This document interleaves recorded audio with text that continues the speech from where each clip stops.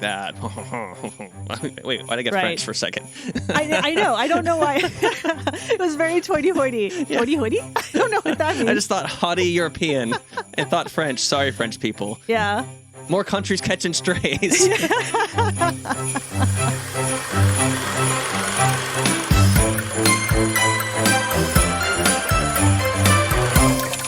Hello and welcome to Steam-Powered Christmas Movies. Oh my gosh, I love this so much. The show hosted by Mike and Dana that happens once a year where we watch a steampunk Christmas movie and then we talk about it. Hi, my name is Mike. Hello, my name is Dana. For those who don't know, if you're new here, I'm a steampunk and fantasy author. I am an educator. I'm a podcaster, as you can tell, a maker of many things and so much more. Also a sushi enjoyer, as I've been trying to find a new sushi place in my locale. Ooh, sushi, nice. And also, this is the Christmas season, and we are watching this movie at the right time because it's after Thanksgiving. I insisted. Yes. We could not watch a Christmas movie and record before Thanksgiving. It must have its turn. Yes, that's the very best fair. holiday. Yes. I want the listeners to know that, like, when we originally had this scheduled before Christmas, you came to me and you were like, I'm morally opposed. Because I am. Morally opposed to recording a Christmas episode before Thanksgiving. Because it's wrong. It shouldn't be done. But now we're here. Yeah. And we watched The Man Who Invented Christmas. It's about Charles Dickens writing A Christmas Carol. We're going back to the Christmas Carol. Old Chucky Dick and his great story. Let's not go with Chucky Dick. I don't like it. Oh, I can't tell you how much I don't like it. Oh, no. I hate it so much. You're welcome. You're welcome. That's what you're going to be hearing it in your head now whenever I say Charles Dickens. I don't like it. Oh, I don't like this at all. It's a bad start. I do also like to call this movie Charles Dickens, not Chucky Dick, works through his trauma. Yep. That's an appropriate title for sure. Mm-hmm. It's starring Dan Stevens, who was in Downton Abbey. Mm-hmm. He also played Beast in the live-action Beauty and the Beast. Yep. And he was in the Eurovision movie. Oh yeah, that's right. Yeah, he was the Russian guy who definitely was not gay and definitely didn't want to marry a woman to be a beard. You told me this yesterday, and I'd already forgotten. Yeah. Directed by Bharat Naloori, which I hope I am pronouncing close to correctly. He is a British director, and he didn't do really any films I recognize. He's done some TV shows, episodes he directed. So kind of along with the rest of this cast, just like British day players, people who come up in the British film scene. Yeah, I really like how close the sort of British acting community seems, because LA is immense, and just that whole pool of people, trying to make it and kind of passing in and out of the limelight and whatnot. Whereas like the British film and radio and generally acting scene seems pretty tight. Yeah, they seem really tight. I feel like it's because it's like a smaller world. Yeah. A lot of them are like friends and stuff and know each other. Like Miles Jupp played Thackeray. Oh, Thackeray. What a name. Oh my gosh. I don't know like what his nickname is, because what are you going to call him? Thack? Yeah, sure. Thack. Hey, Thack, get over here. Oh, I don't like it. Hit him on the arm and it makes a Thack sound. It does sound like a noise rather than a name. Right. So anyway, Thackeray. But Miles Jupp, who I don't know, kind of like him. I believe he's definitely been in one of the podcasts that I love and I listen to. I think it was Victoriosity. But yeah, he's like a known like comic actor and stuff. And we had Christopher Plummer as Scrooge. Oh, yeah. They got some heavy hitters in too. Mm-hmm. Yeah. Christopher Plummer, Jonathan Pryce playing the dad. Yeah.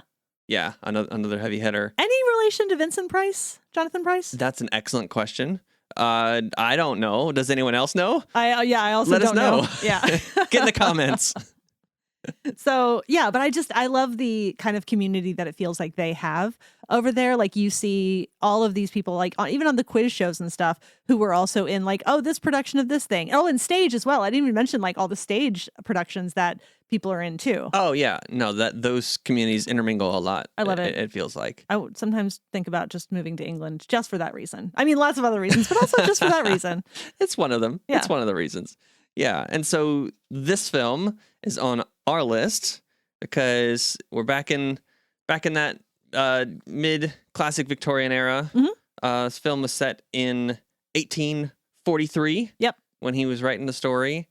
So kind of just steampunk setting is why. Yeah, I mean, I've talked before about how Charles Dickens kind of popularized the urban fantasy genre and how the city is kind of a character unto itself. We do have fantasy elements as well. Exactly. We've got ghosts, very supernatural. Yep. And I kind of, with steampunk very often being built on the bones of Victorian England, Victorian America, the Wild West, and also, fun fact, the same era as Japanese samurais.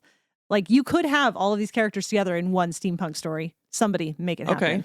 Yeah, that sounds cool. But basically, like, so much of what we see in steampunk is the same as like what we're seeing in this film. So definitely like setting wise, vibes wise, even some of the issues that come up, a lot of class issues, poverty, stuff, things like that. All of that is in this, and all of that like shows up in steampunk a lot. Yeah, no, definitely shows Charles' interest in sticking up for the lower class quite a bit. You got that line from that rich old guy. He's like, I pulled myself up from my bootstraps, and the wife is like, well, we were given a small cotton mill. Right. By your papa. Yeah, classic. Yeah, I did it all myself with this small loan from my family. Right. This small, immense help.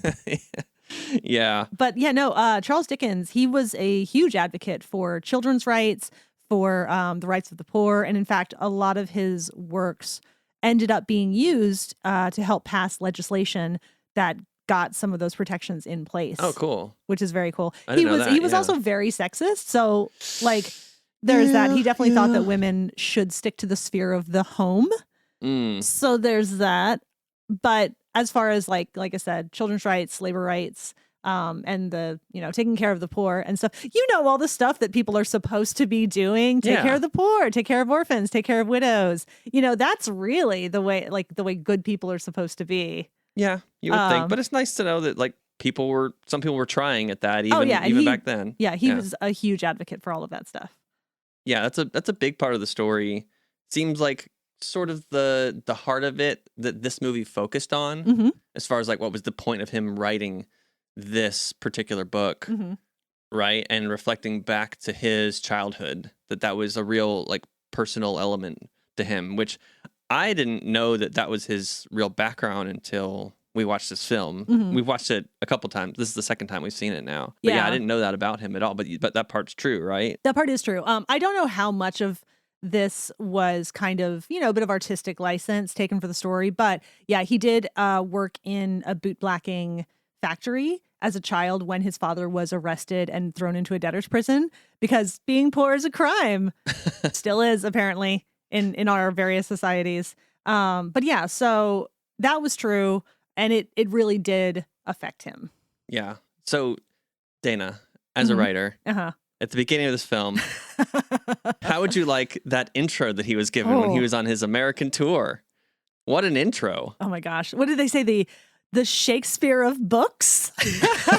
yeah, they did. I just... It's one of those where like, okay, all right. I mean, I see what you're getting at. Maybe could have workshopped that a little bit more, but okay, all right. For you young people, that's like now saying like the Taylor Swift of books, right? I mean, I think people know who Shakespeare is. Okay, you're right. Yeah. But speaking of Taylor Swift, I'm deviating slightly. Charles Dickens did independently publish this book. He did it himself and all that stuff. Oh, and right. also Taylor Swift has recently decided to independently publish a book as well. So, this club of indie writers, Charles Dickens, Taylor Swift, me. Of extremely famous people. Yeah. I don't know about the extremely famous. Oh, wait, sorry. Let's not put that in. But no, Charles Dickens was insanely famous. Like, he was just a legend the world over. Yeah. I mean, to be doing a tour in America, had to be a pretty big deal back then. Yeah, no, he was so famous. But that introduction is so beautifully British as well, where he's like, oh, the American people, they're generous, they're enthusiastic, they're welcoming, they're warm. I cannot wait to be home. Yeah. We caught some shade. America caught some shade in this film for sure. I mean, not unduly, I think. There was something else that the old publisher guys said something about, like, oh, well, your American audience is like that. Wait, why'd I get French for a second? I know. I don't know why. It was very hoity-toity. Yeah. Hoity-toity? I don't know what that means. I just thought haughty European and thought French. Sorry, French people. Yeah. More countries catching strays. That's what you get. We're all over the map on this episode. Oh, for real. Also, as a writer, though, Dana. Yes. What did you relate to in this film? I gotta imagine you related to some stuff, because the film is largely about his process of writing, with like his personal story around it. But like the main thing is the process of him writing the story. I mean, not all of it, but a lot of parts did. I did feel personally attacked. Okay. Like we open and he's like staring at the page. He's looking in the mirror. He's like pacing around. All of that checks out for me. That's all part of the process. It is. My characters don't talk to me the same way that his do, but they travel around with me in that same way. Like they're always in my head when I'm working on a book. Okay. When I'm trying to figure out like, what are they doing next and whatnot. So when you're like out at a market doing research, some market research. Oh my gosh. Wow. Amazing. I like to think the writers did that on purpose. That like they were really going for that market research pun. Yeah, so he was in a market. Yeah. It's just like slipping a pun here. I like it. Yeah. Actually, I mean, immersing yourself in the environment in which you're writing, that checks out. I like it. Mm-hmm. Mm-hmm. Yeah. It's not quite what the meaning of market research is, but you know what? Let's go with it. Not every pun is perfect. Yeah. but like you've always got the characters in the back of your head. Mm-hmm. Are you thinking the same way that like they talk to him? Are you thinking of like how they would react in certain situations that you're in on a day-to-day? Not so much that. In my head, I see my characters talking to each other, and I'm sort of just documenting what's happening, whether or not whatever's in my head ends up being a scene on the page or not. Mm-hmm. I do sometimes think about that, or sometimes quotes will come into my head from my books and whatnot, is to like when I'm in a situation, it's like, oh, this is the sort of thing that like Rook was talking about when he says complacency is the noose that you hang yourself with, or like, that's quite a quote. Yeah. I personally love that quote. I know it's a bit dark, but it's very fitting for him. Quite dark, but okay. Yeah. So I mean, yes, definitely in some ways. Is that something someone said to you? No, it's something I wrote it for Into the Fire. As far as like, kind of Rook's awareness, because Rook does the a lot of... second book in the Broken Gears series. Exactly. Check it out in stores now. In stores for a couple of years now.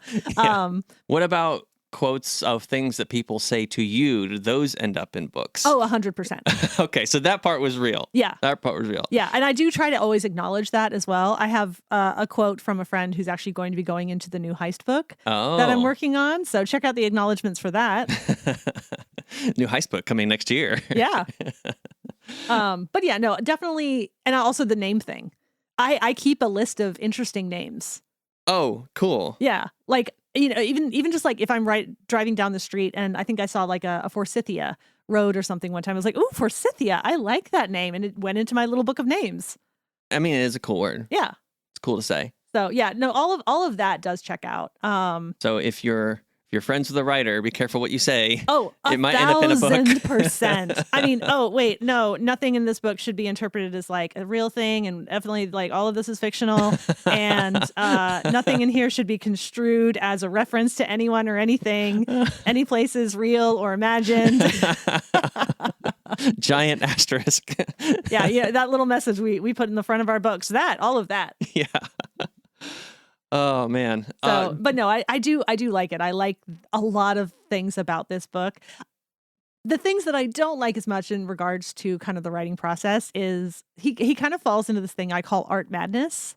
Oh yeah. There was a quote for that. What was it? It's the divine frenzy. Oh, I don't like it. Is upon him. Okay, no. So art madness is this thing that is sort of like, if somebody is basically behaving badly, but if it's for art, we can excuse it. Basically, any bad behavior is excusable if it's in the name of art. And Mm-hmm. so that is what I refer to as art madness. And no, that's not okay. Like whether you're a method actor and, you're really deep into an unscrupulous character or something, or, if you're stressed out by whatever it is in your book that is Mm-hmm. going on. No, it does not excuse your bad behavior. Yeah, you are wrong. You can't just take it out on the people around you and then be like, "Oh, I was creating." Right. Yeah. No, you're still accountable for all of your behavior. I think there's a couple things with that happens a lot. One is when it's creative people telling a story, they want to make being a creator look really difficult. Uh-huh. So they're like, "Oh, it drives you mad and you can't talk normal and all this stuff. It's so difficult creating art," because they want themselves to look impressive when they create something. Are you all referring to, there was a part in the movie where Was it Thackeray? it might have been Thackeray. I think it might have been related to Thackeray and doing what he's doing. I'm trying to remember. And I'm sorry. I know this is like the stammering is bad podcast content. Apologies to the editor. But thank you.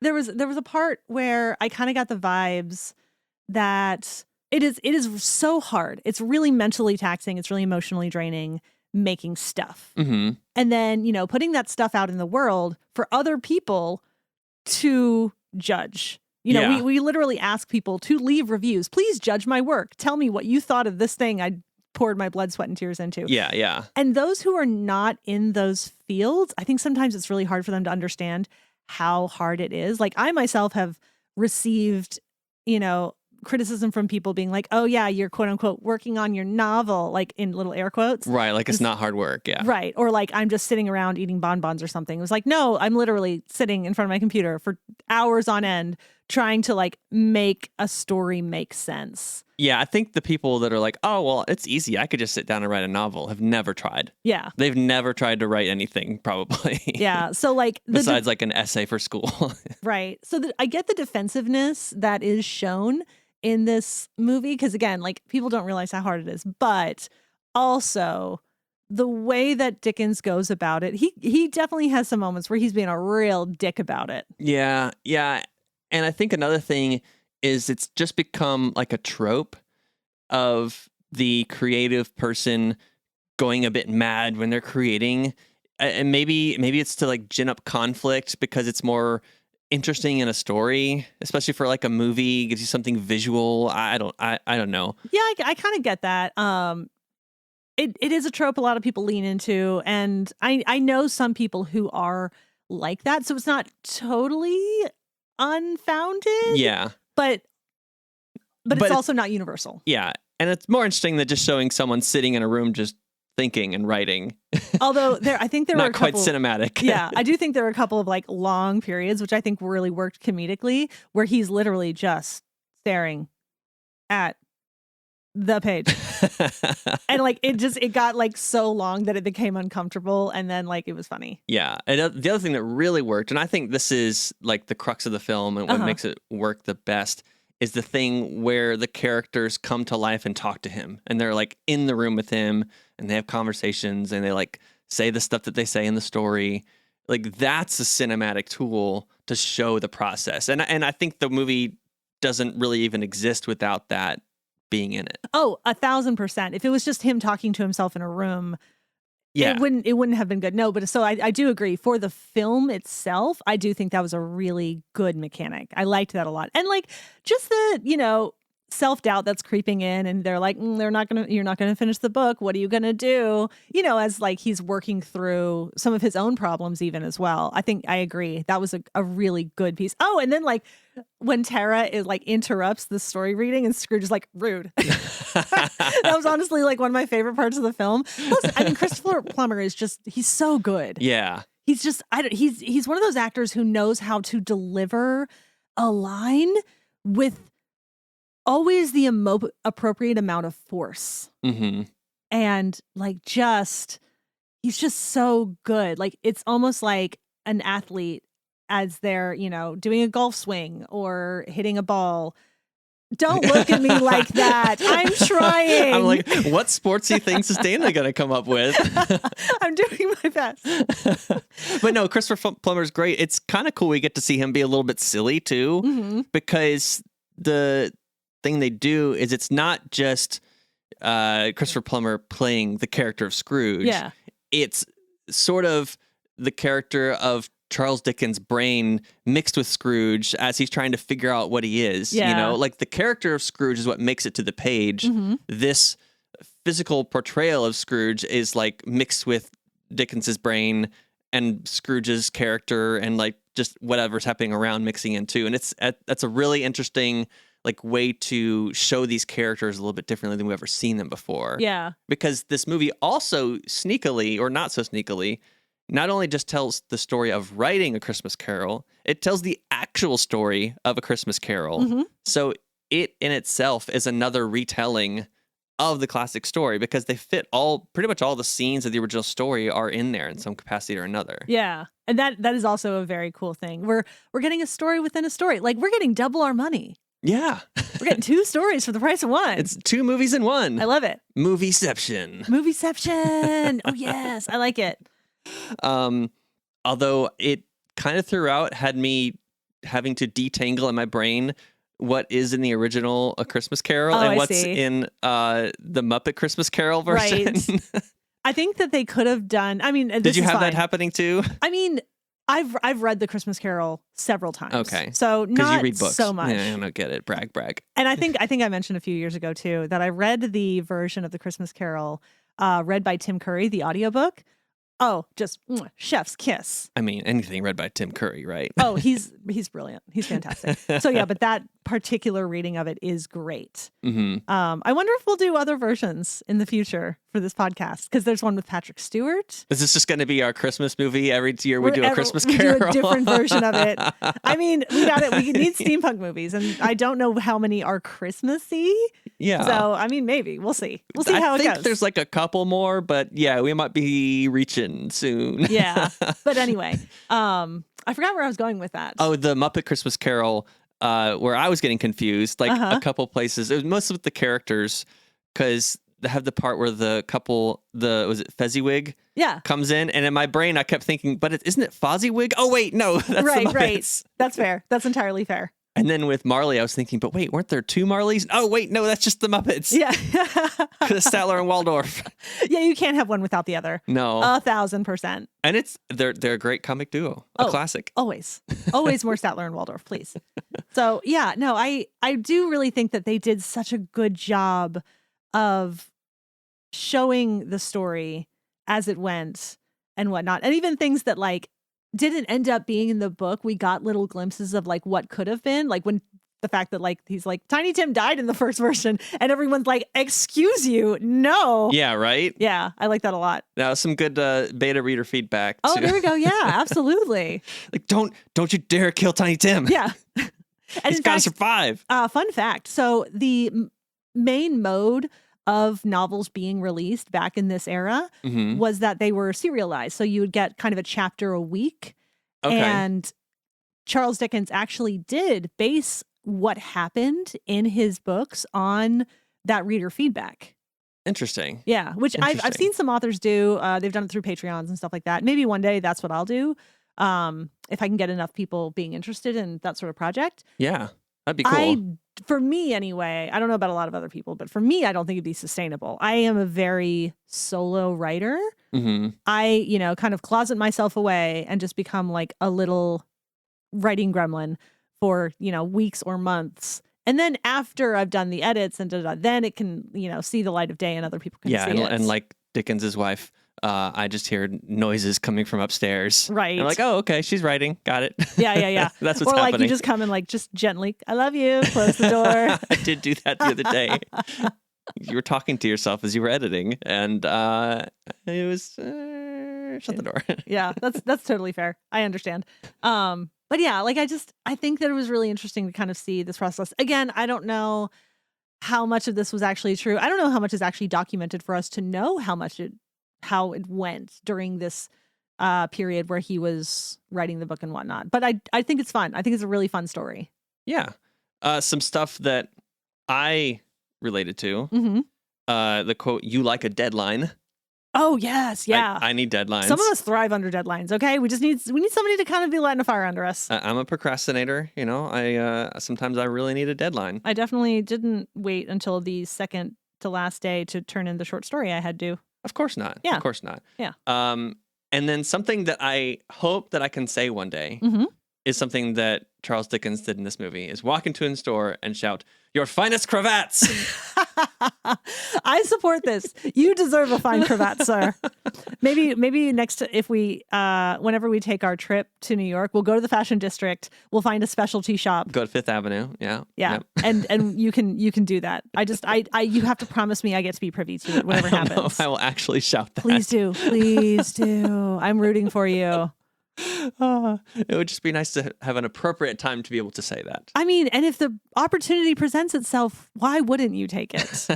Well, let's not try to manufacture this unorganically. We'll see. We'll see how it goes. I just thought that was a really great scene. Mm-hmm. So we liked a lot of this. Mm-hmm. We liked a lot of the characters. I like hate the best Thackeray. friend. Oh, Thackeray. Thackeray is the sort of character that like you simultaneously are just like, oh, because I think we all have a Thackeray in our lives. What a name though. But that is some sort of like hipster baby name. There's got to be some like 3-year-old Thackeray's running around right now, right? There absolutely are. But like, can't wait to meet one. Yeah, no, I really do think that, like I said, like we kind of like cringe when we see him because we all know a Thackeray, but also like at the same time, at least for me, I'm like, yes, what kind of chaos are you bringing to the screen now? Yeah, I kind of liked Thackeray. Oh, he definitely lifts the play up. I think that without characters like Thackeray, a lot of stories would fall just a little bit more flat. Well, I mean, okay, you're saying like we hate him when he but he's like I love to hate him though. I love to hate him. The thing that made me turn on him and be like, okay, he's kind of cool, is at the end of his little like conversation with Dickens, like, oh, 3 flops in 18 months or whatever. Oh, it's so hard, so difficult. And at the end, he's like, oh, so-and-so just had some terrible reviews. I must give my condolences. like he doesn't know he's rubbing salt in the wound. Right. He's just like there for the camaraderie. He's like part of the community. He likes chatting people up and reading their books. Yeah. He's having a good time. I mean, he is not all bad. I will say that because he, at the end, is like, he writes a really lovely review of A Christmas Carol. Yes, he does. That Charles's friend reads aloud to the family. Yes. We like his friend though. Oh, his friend is great. Like we can all hope to have a friend like him, and also sometimes be a friend like him. That is a great hope. I mean, I think I hope that I do some of those things for you as far as writer feedback. Oh yeah, and you mean support. when like I come out and I'm just like, oh, I don't know what I'm doing. Oh, the thing is not working, and I just need. And I'm like, would you like a glass of wine? Yes, it's a very good bit of support. Thank you. Just don't get any ideas about like dressing me up as one of your characters so someone can sketch me. Oh, I forgot. That's another really good part of the movie that I'd forgotten about. Oh, it's so fast. I love it. Yeah, it was pretty quick. I can't make any promises. Because that actor actually played the Ghost of Christmas Present in the scenes that are happening in his head. Yeah, everyone was sort of double cast. Yeah. He had like people double cast, as his real life people were his imaginary characters. Yeah. Oh, oh my gosh, that is a great scene, and I completely forgot about it. Thank you for reminding me of it. It's so good. You're welcome. Do we have any bones to pick? I definitely have some bones. I have two bones. Okay, basically. All right, give me a bone, and I'll give you one of mine, and then all right, and then you can go. Yeah. Time to throw each other some bones. So my first bone is about just the way that like the women in this movie are treated. His wife, Kate, she's very clearly an unhappy woman. Mm-hmm. Like she talks in the beginning about like how she wished she could be an explorer and like exploring the wilds of Canada and like buckskin trousers, and she didn't have any nappies to change. And at first, that book, I thought that book was a joke. What book? Because it was titled Roughing It in the Bush. And it was right after the bunch of scenes where Charles was borrowing a bunch of money. And I was like, is it because they're about to be poor? Oh, I see. But then they had that conversation. I was like, oh, no, it's not a joke. Yeah. But just, her wishing that she could have done something else with her life, maybe? Women didn't have jobs. Like they, if you were poor, you had to go work. But also like the women were expected to take care of the children and take care of the home and all this stuff, just like today. Yeah. There's a really great book called Invisible Women. I highly recommend it, where it talks about just all of the invisible labor done by women the world over. Mhm. And it's not paid, it's not recognized. And her comments here in the beginning very much sort of encompass that. And she Yeah. does all the work for him. Like even at the end when he's like, kind of had his character arc and stuff, Uh-huh. he doesn't even say the words that he needs to be saying to his he wife. just walks over and gives her a kiss. And then she's like, I know you don't deserve me. It's like he should have said that. Mhm. He should have been the one to say it. So all of the women here are kind of just like propping up the men. Yeah. And I don't love that, of course. Yeah. So, yeah. The thing that didn't quite make sense to me, I think even the first time we watched it and this time too, I still didn't quite get the connection, was when he was struggling for the end of the book. Mm-hmm. Right? I know they were trying to weave in like his past and his relationship with his father. Mm-hmm. And he went to the boot blacking factory and he has that conversation with Scrooge, and then Mhm. something clicks, and then Scrooge just says the end of the movie with the gravestone there. Mm-hmm. Or end of the movie, end of the book. I keep saying all sorts of mediums. You said play earlier. I did say play, which I do think it was also a play. It was also turned It's into a been play. told many times. Yeah. A tale as old as time. Nice. And so the ending kind of just happens. Uh-huh. And I didn't quite make a connection there. Maybe it's something implied about him seeing himself in the Scrooge character. Mhm. But did you catch that? Yeah, let's go through that. Because I actually think it's two parts. So first we have Scrooge saying like, I am hunger, I am cold, I am all of these things that Dickens did experience himself as Right. a child. Okay. And I personally kind of got from that Scrooge kind of represents what he could become. And I think it's really interesting that Charles is But he's of already like doing stuff to be a better person in the world. He's already like giving to the is. poor and like doesn't tell people no for speaking engagements. Right. So like he's never going to be the empty gravestone that no one knows. True, but I think again, I think there are a couple things happening here. One, Charles is a little bit like an enemy of his own making because he doesn't really have good boundaries. Like, yes, do be giving away to the poor, but also like he's spending on his house. Like he's sort of just spending money all over the place without, I don't know, maybe balancing your budget. Right. So, we just need a little bit of like financial education, some boundaries and whatnot. But also, he's had 3 flops in 18 months. And Mhm. I understand, and I know you do too, that fear in the creative mind of like, oh, is this it? Is it over? Am I done? Like Mhm. maybe I've just lost it. Whatever it was that I had before that allowed me to create, whatever it is that I create. Yeah. Is it over? And then he's still got 20 or 30 or 40 years ahead of him that he, has to figure out how to make things work if in fact, like, because he talks about like the light going out inside of him, like I Okay. Yeah. I didn't catch that line. Yeah. totally can see that fear. And then again, worried that at least, like I said, I interpret it as he's worried he's going to turn into Scrooge, because of this fear of destitution. Yeah. He said earlier there was some seeds planted when he's struggling. He's saying, like, why is Scrooge this way? Or someone was asking him, why is Scrooge this way? And he was like, because he's afraid. Mm-hmm. Which that felt like that was Dickens talking. Oh, yeah. Yeah, absolutely. Through the character. Yeah. Totally. Okay. I see some sense there. I think it's still a little bit amorphous how it comes together in this film. I think that's just the first half of it. Oh, okay. And then I think comes the ending. Like he's now gained this perspective to see like, oh, Scrooge is what I'm afraid of becoming. Okay. Yeah. Because like if the books dry up, if he can no longer do what he does and all the money dries up, he might become like Scrooge and he might stop being generous and he might just live in fear all the time. Mhm. So then like once he kind of realizes that about himself and accepts it, then we move on to the ending. Like, okay, now that we know this and we realize that fear of dying alone, friendless, loveless, all of these things, Mhm. then what? Yeah. And like, what could Scrooge then see to try and make him have a change of heart? At least, again, this is all interpretation. Like Right. this is, it's always a struggle, like knowing what to include in a book, like what to tell the audience. And what to show them. What to show them and let them figure it out for themselves. And I do think this was a lot more showing than telling. So again, this is just my interpretation. Mm-hmm. But yeah. Makes sense. Mm-hmm. So like somebody who has gone as far as Scrooge, like what would it take? And literally like, you know, seeing your own funeral where no one shows up and people are like making fun of you because the only warmth you had was just like your physical body warmth and all this stuff. Yeah. Yeah. They don't really wrap up the storyline with his father thing. That's my other bone.